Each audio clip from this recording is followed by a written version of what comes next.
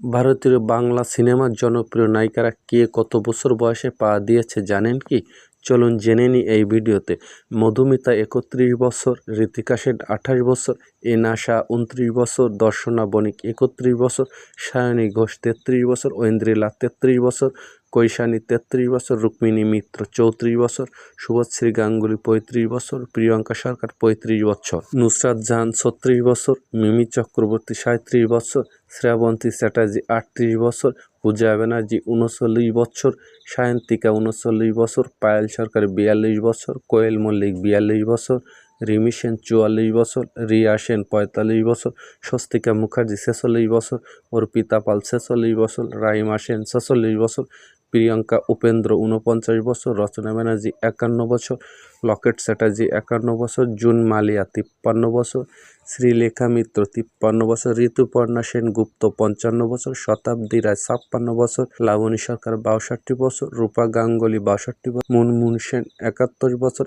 এবং সর্বশেষ অপর্ণা সেন ৮০ বছর বয়সে পা দিয়েছেন।